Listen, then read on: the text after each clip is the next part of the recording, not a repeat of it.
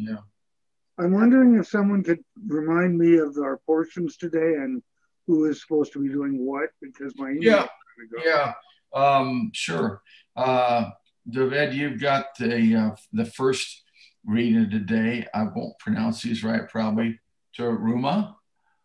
That's So would you say that again? Exodus 25, 1 to 27, 29. And then Lenny has Tizave, Exodus 27, 20 to 30, 10 is Lenny. And then I've got Kitisa, that's Exodus 30, 11 to 34, 35.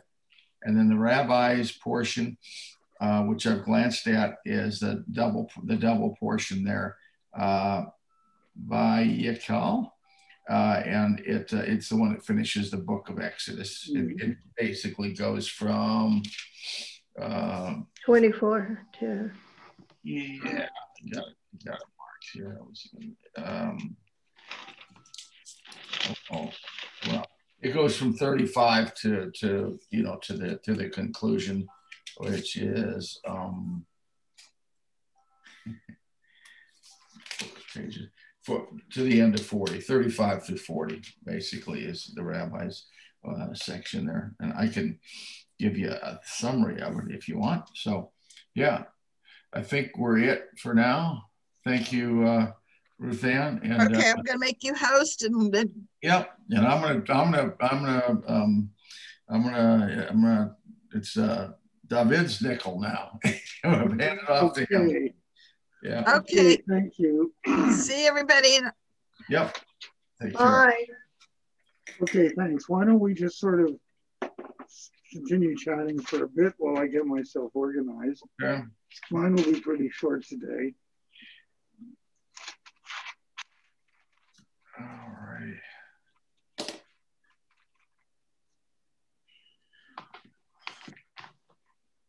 So Lenny, we got a meeting coming up on Wednesday morning.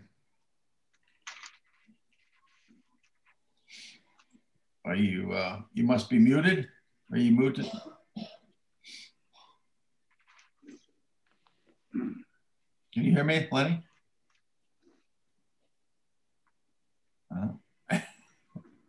Is it just me? No, I guess we have some audio issues. I don't know. Lenny, can you hear us? You can hear us, but we can't hear you. Have you got your mute off? No, it doesn't look like. Well, we're not hearing you, Lenny. Okay, he's trying something. Well, he's hearing us.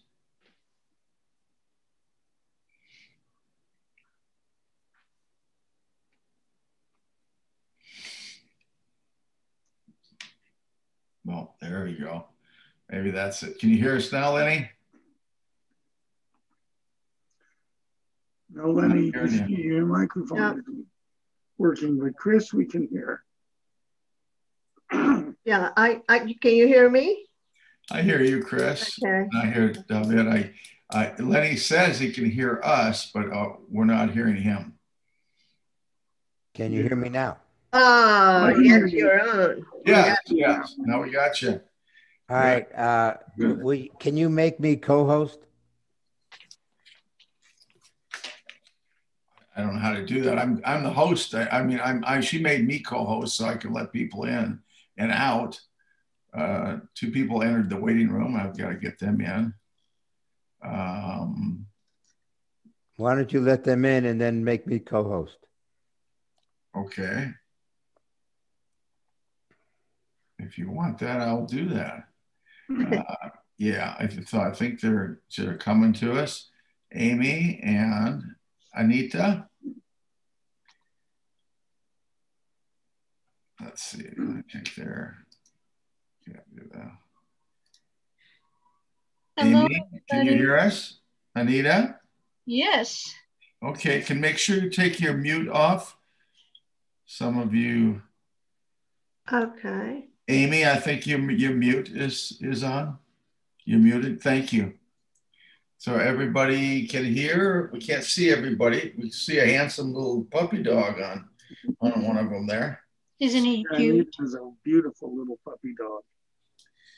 Yeah, sometimes that's what Lenny has up, not the puppy dog, but a picture of himself. But I don't know where he got the picture though, because he looks much younger than that picture he puts up, I think. It was a while ago. So, do you know how to make me co-host? How do I do that, Lenny? I think you go to participants. Okay. Click on me. I've got participants. Yes. Click on my name. Go on to more. Yeah. Spotlight, make co-host. Okay, you got it. There you are. All right, great. What a power. You are now co-host. Now co-host. All righty, David, you want to start? Okay, I will start. I guess we're not going to do the final two this morning, but we do have the news from last Saturday. We can talk about it. The final one. Yeah, we can do that. I've read it.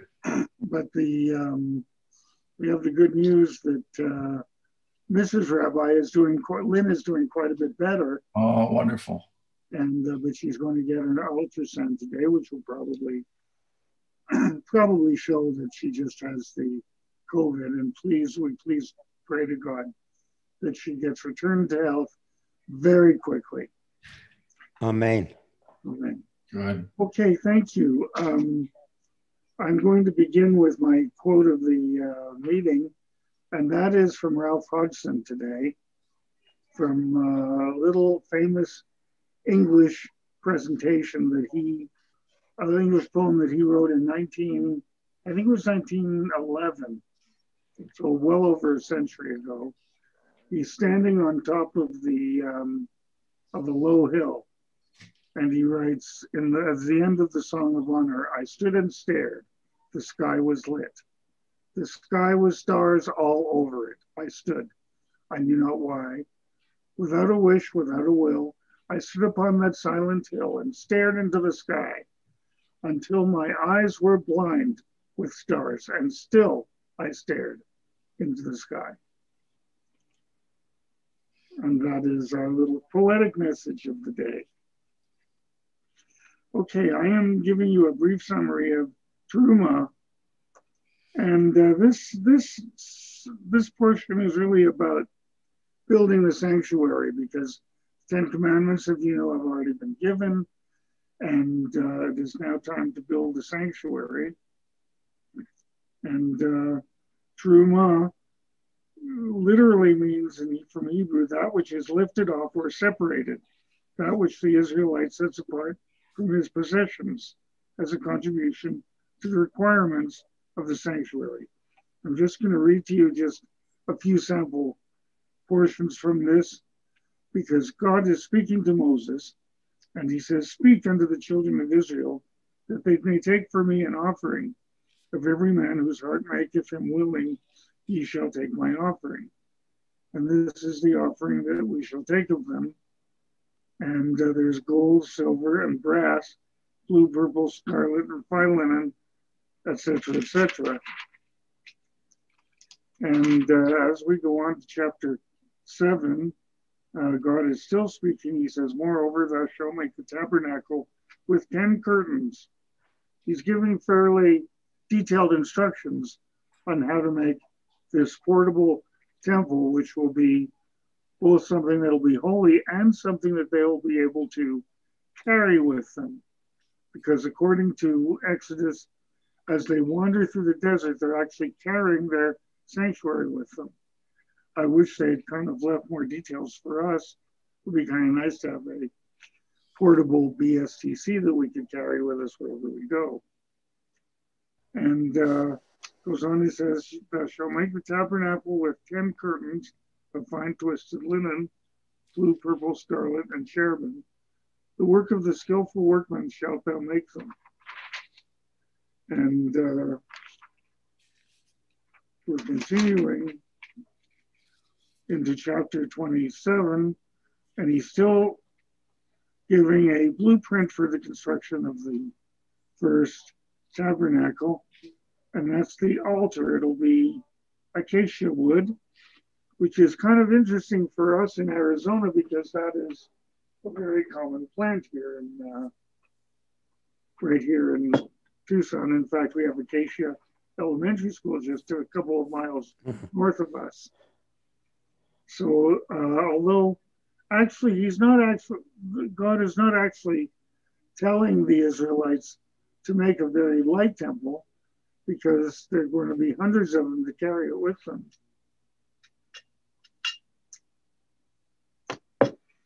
And he describes the altar of acacia wood, and he's giving its diameter and the horns of the altar and the horns. But this is not just, I believe that these instructions are not just for the portable sanctuary, but for the permanent ones that are to be built once they get into the land of Canaan, once they get back into Canaan, which it turns out is not going to be for a very long time. So this is kind of interesting. He is giving, God is giving instructions, he or she is giving instructions on building a temple that will be permanent and last. Now, before I stop, I just want to say something archaeologically. There's never been any indication of anyone finding remnants of that portable sanctuary. It would really be neat if somebody could, because somehow they did build one that they could carry with them for 40 years through the desert. And I think that's really pretty impressive stuff. And I think at this point I'll stop. Thank you. Okay, thank you. Thank you. Lenny's going to pick up with Exodus 27:20. Okay, I'm going to share the screen. Nice. I like shared screens. Me too. Okay, so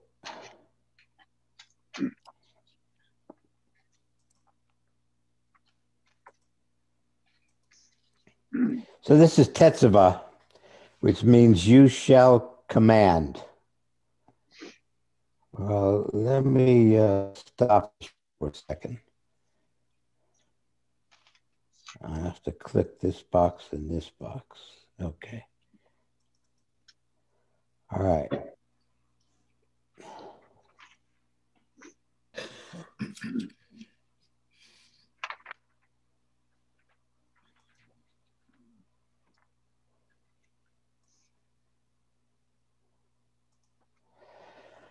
All right, so you shall command the sons of Israel that they bring you clear oil of beaten olives for the light to make a lamp burn continually.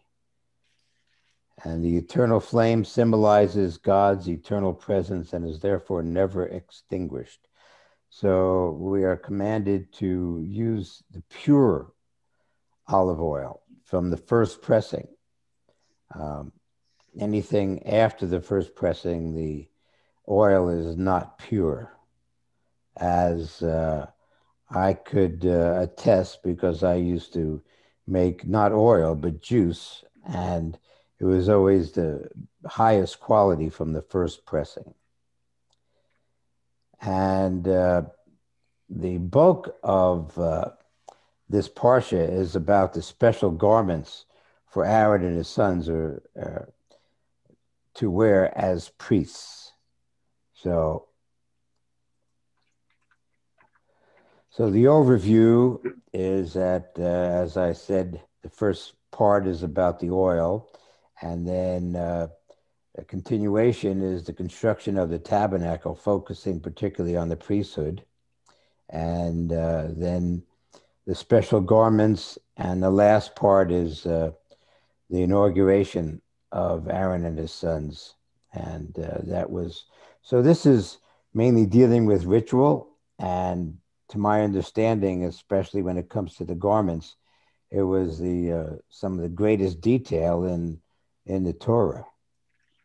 So this is the eternal flame represents the presence of God as never being extinguished.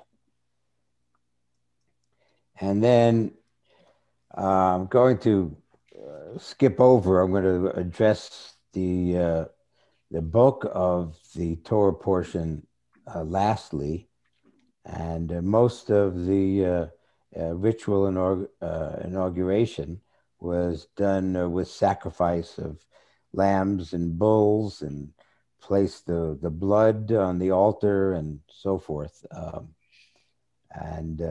So it was all about sacrifice. Now, the special garments. Now, there's a bunch of details involving that. To have the breast piece is greatly detailed in explanation, the ephod, the robe, turban, and so forth. And I'm going to show you some of the details of that, but try to skip over it.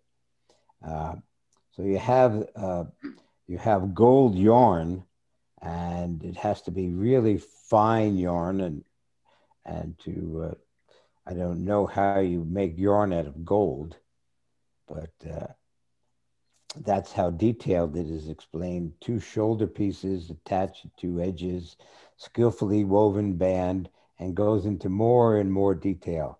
The part that kind of stood out to me was the breastplate had 12 stones, special stones that were chosen to represent the 12 tribes. And that had great significance to me. And then it went on, the colors blue and purple and scarlet yarns and so forth. And to me, these details, and to have this ritual for priests would not attract me to the Jewish religion, or any religion for that matter. I believe personally, I'm not into ritual or the details that are described here to make someone a priest or holy, and it would detract from my observance of God, and not seeing how it's necessary for me, and I'm just speaking personally. Urim and Thummim, the breast of judgment represented on the breast piece, they would be, you would, to me, that they would represent an oracle that you would go and ask a question to and try to seek advice. And here's more describing golden bell and pomegranate around the hem of the robe, and so forth and so on. So this story and the details, as I said, is some of the most detailed in the Torah. And it goes on, and this would be a depiction of Aaron wearing the breastplate and the turban and what's around his head, and the rest of his garments. And now I compare that to Pope Francis and what he would typically wear when he's preaching, and that looks fairly plain, all white. I'm sure it's linen. By the way, what was odd is for Aaron to wear a combination of wool and linen, which is the only place in the Bible where it does promote the combination of those 2 fabrics in clothing. Usually they should be kept separate. So this is more appealing. And then you look at the Dalai Lama, as a priest, as a holy man, and what he wears. And now to finish off, what I'd like to do is to kind of include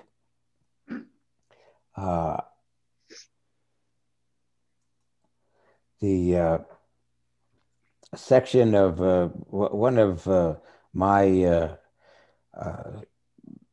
involvements, or one of my great interests, is Seinfeld. So there's an episode in Seinfeld that to me rings more clearly than what is in the Bible as far as who I would consider a priest or a holy person. And I will describe the scene that I'm going to show you from Seinfeld, where George, I don't know, George Costanza, wants to convert to Latvian Orthodox. Now, why does he want to convert? He finds he's attracted to a woman who is Latvian Orthodox, but she cannot see him anymore because her parents would not allow him, because he's not a Latvian Orthodox. So he says, well, how difficult could it be? You know, so he goes and tries to convert, and he goes into the church, and he meets the head priest and the assistant priests, and this is what happens.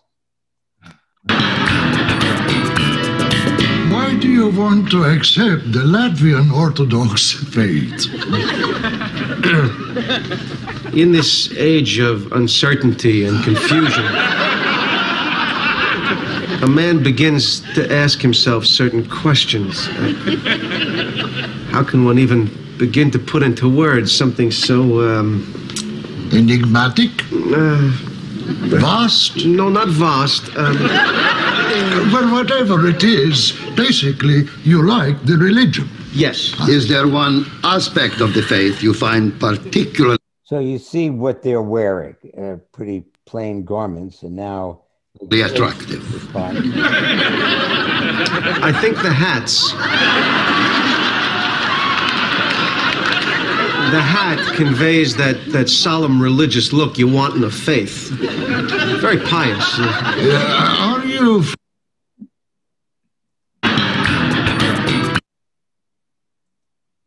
Okay, that kind of summarizes it for me. That is my explanation of what I see in this Torah portion. Lenny, you're a rebel. Yeah. I've been known to be a rebel, but I say it how I see it. Do you think, because the next couple portions, the one I have and the one the rabbi has, I kind of wonder if it's not this portion here, if some of this isn't about, because the Israelites got used to a certain way in Egypt and just like we're in my portion where they make the golden ox, they're looking for something that and they're missing Moses. He's been up there for 40 days or whatever, and I wonder, because I have some of these same portions, same later on, where they're actually building the tabernacle, where it's a kind of maybe a recognition that they need something like that tabernacle to go with them, so they don't feel a need to make something else that they've been used to having in the past, because they don't get to see God as they have been used to seeing their things that they prayed to. And if some of this detail and some of this glamour and some of this stuff that's being at this point given to Moses and later given to them is about kind of helping them emotionally to keep attached and to feel like God is with them. And I just wondered about that as I looked through my portions and your portion previously. It seems like there was some some recognition maybe by God that these people, he always calls them stiff-necked, but that they need something a little more. Since I'm not going to show myself to them, they still need something that can symbolize the religion. I don't know. That's just something I've thought about. Well, Lenny, I have a question or two and comments of your excellent presentation just now. Mm-hmm. I really enjoyed the parts where you attempted to bring in modern examples. For example, you're bringing in the Pope Francis, who I really admire deeply, very deeply, and the Dalai Lama, who I can report has just gotten his COVID vaccine. It was very good. And of course, I love Seinfeld. I love that more today than ever before on television. Anyway, but the eternal flame is a very modern concept. In fact, in addition to being what is written about in Exodus, it is still done now. Every synagogue, at least every Orthodox synagogue, I think ours too, has an eternal flame. It is the basis of the celebration of Hanukkah, how the eternal flame kept going with just the one little canister of oil until they were able to get more after 8 days. We celebrate that every year, very joyous. But there is one thing in secular history that brings the eternal flame to mind, and that is that there is one at Arlington National Cemetery. And I think we all know whose grave that's with. It's President Kennedy's grave. I just wanted to bring that up to show that it really crosses, and as you, Lenny, said very well, it crosses faiths from Judaism to Christianity, Catholicism, even the faith of the Dalai Lama. And Lenny, thank you. That was brilliant. I really enjoyed that. Thanks. Yeah, okay, Gary, you're on stage now. Yeah, Katisha, from 3011 to 3435. It starts with Moses taking a census of the Israelites, and that they each, he collects a half of a shekel. That's the direction given from each person. God's also telling him to construct a water basin and to prepare the anointing oil and incense for ordination of the priests. And that's, I won't pronounce these right either, probably Bezalel and Onohlab. These are people that God tells him he's given them the skills to become, they're fine artisans, and they're to do the work on the tabernacle. Also noticed in there he was bless you.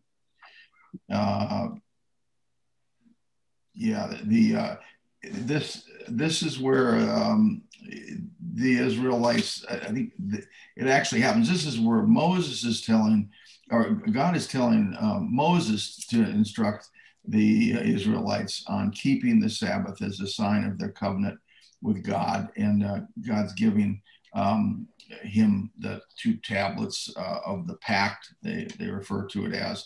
And then in the rabbi's version is where it starts out where Moses is actually relaying that information to the Israelites. The Israelites asked Aaron, because Moses he's up on the mountain, he's spending 40 days up there. They asked him to build a golden calf.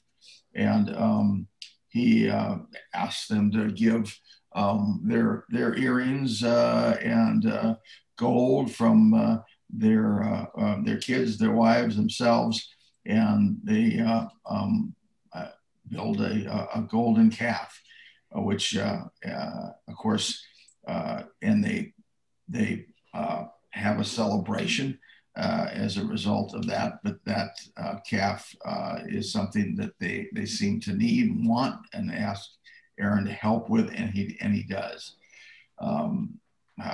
Now that's when Moses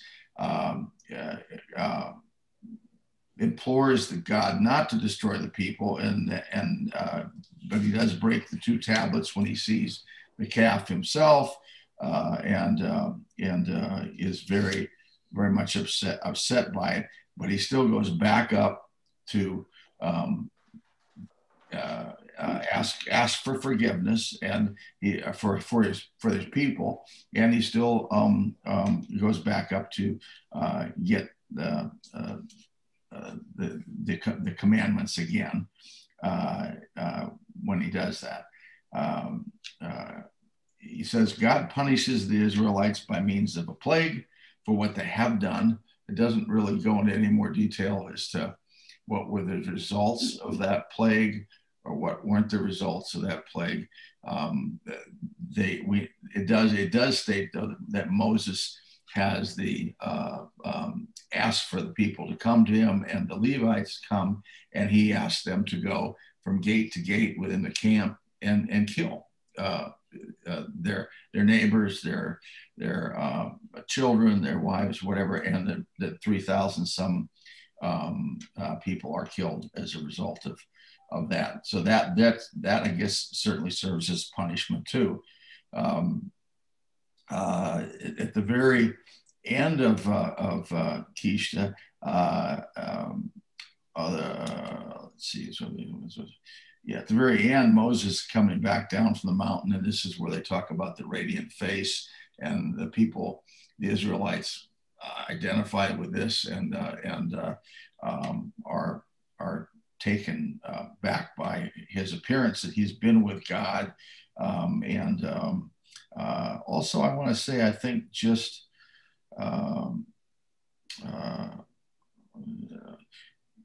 it talks a little bit about the 10 Commandments, the other laws, including the edict to observe the pilgrimage festivals and other things are also revealed when Moses goes back up.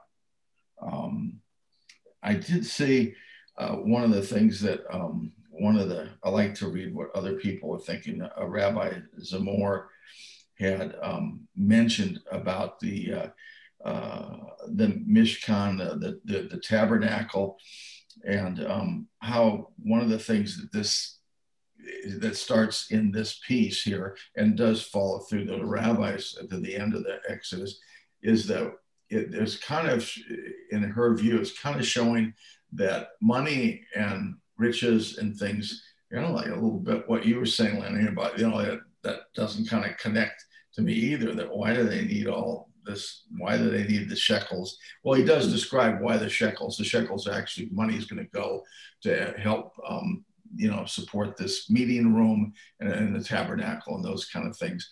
But she says that there's kind of an example here laid out where the Israelites have shown the very best and the very worst. The very worst meaning they took this money and stuff and made this, this calf to worship, which was the worst sin they could have possibly done. And yet later they again take money and they were given I read a comment from somebody that said, if that one of the reasonings that was given was that they were commanded upon leaving Egypt to collect a lot of this wealth and bring it with them. And if, and that maybe that was a mistake, maybe that should never have been that way because they've kind of come to recognize wealth, and just like the way they're dressing the priests and the way that kind of takes on a meaning for them that maybe they shouldn't have. But the second time they're using this wealth to build a tabernacle and to honor God versus to dishonor him the way they did the first time. So there was this really horrible mistake they made, sin, and then later they use that money in a better way to honor God. Anyway, that was one of the rabbis' takes on that. A couple comments I read. Do we want to talk about how familiar you are with? I've just read it. That's all I can say about the rabbis' portion, where Moses starts out teaching them about the Shabbat and the rules for that. And Hey, Gary? Can I interrupt with a question? Is that okay? Yeah. Okay, not a question, but more of a comment on your excellent presentation this morning. And that is that I believe this might be the first time in the Torah where a census is ordered and a census takes place. And this becomes later very, very important. We talk about in the Seder that's coming up soon for Passover, we do talk about another census that is done in the Book of Chronicles. And apparently that was an ill-advised census ordered by King David. And it turns out that there's a relationship that I wanted to point out to you, that in that census in Chronicles, the punishment for it is that a star is sent over Jerusalem, and it hung like a sword over Jerusalem. And in research that I've done, I've come to think that that might be a comet that appeared about 1000 BCE. And that actually might be mentioned in the Book of Chronicles. So I just wanted to mention that as a comment. Thank you. Good comment. Thanks. Yeah. And Gary, thanks for your presentation. What entered really my mind is the lesson that I see coming from it is to not worship gold or money or things. Yes. And to just see how it can be used to build things of value and not to just worship gold or jewels or money.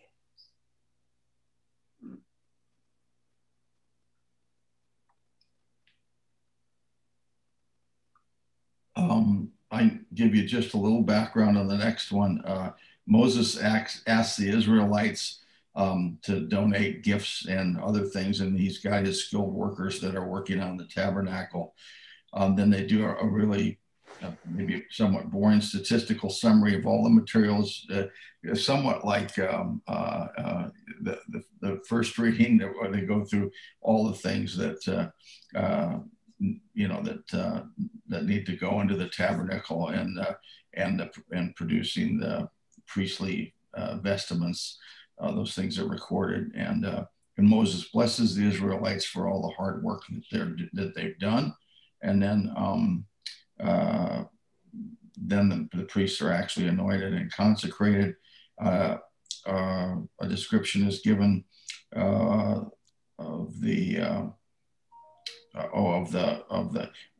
how this cloud that comes down over the Mishkan by day, and then by night there's a fire that burns. Just both these things are signs and indications of God's presence, that they built this for him and or her, for God, and so he is being present there with them in that place that they built for him. And there's a rabbi who is, I don't know if he still is, he was when he wrote this, Rick Jordan. He was the president of the Reform the Reform movement, and that he talks about sacred places and how important that is for Jews, and that the building gets shaped, like a synagogue or temple, gets shaped and determined by the congregation, just like they put their heart and their hands into building that tabernacle. So it was really special, and just even for a community that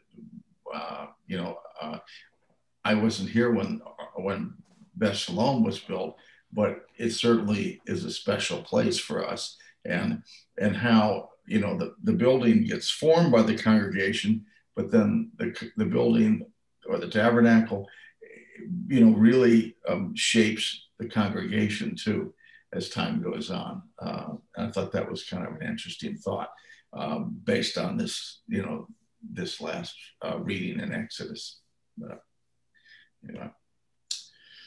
That's about it. Anybody got anything else on anything? Well, thanks, Gary. I think the rabbi would be very proud of your presentation. I think he would hopefully be happy with all of our presentations. I think it's hard to compete with Seinfeld, though. As you say, I'm a rebel. Yeah. Lenny, you walked away with, you get first prize today.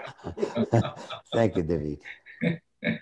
Yeah. Yes, thank all of you. I'm very pleased that I was able to get on. I've been having some challenges with my computer and multiple emails, too many emails, and sifting through what I'd like to be a part of and can't get on. It's been a bit of a challenge here lately, and part of it is where I live in Wyoming.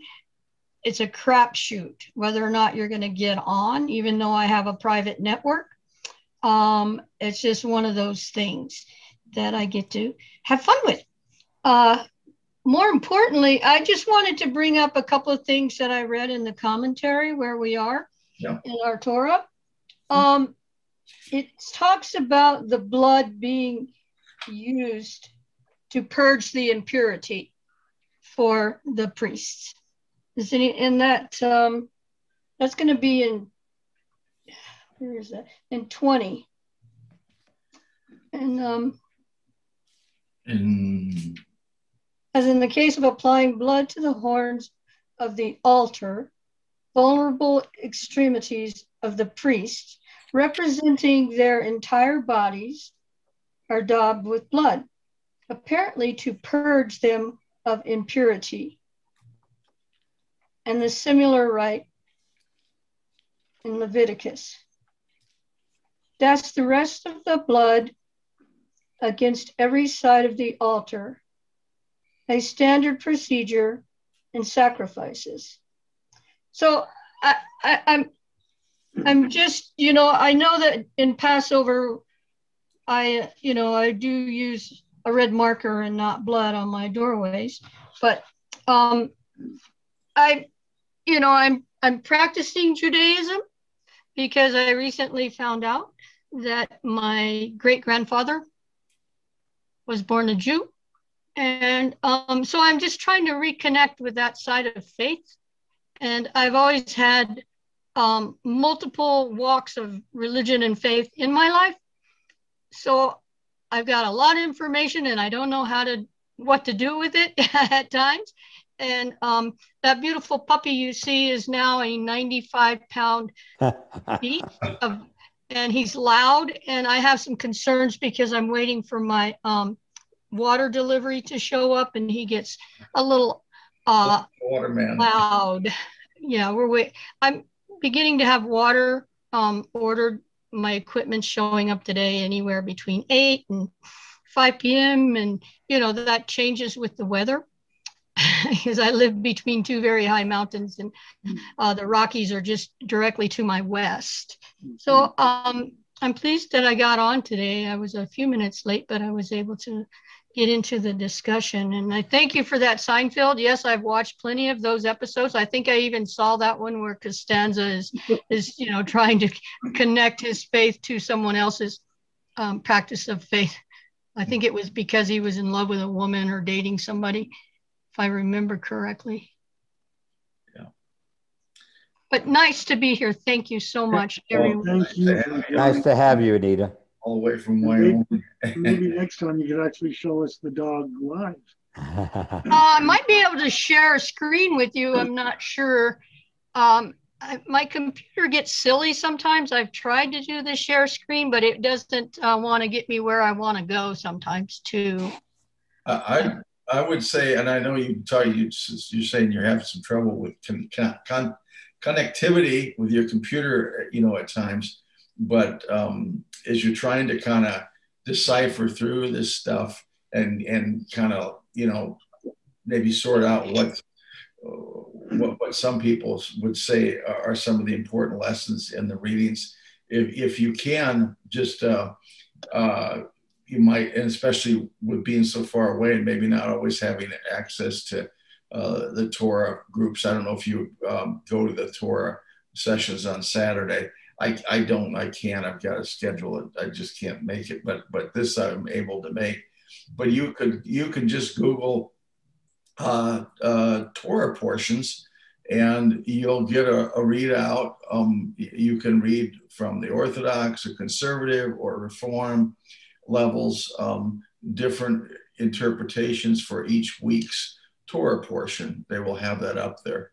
And I don't know about all of them, but I know the Reform, you can even go into a calendar. And if you missed one you want to go back to, or you want to know what opinions or lessons different rabbis had about that particular portion.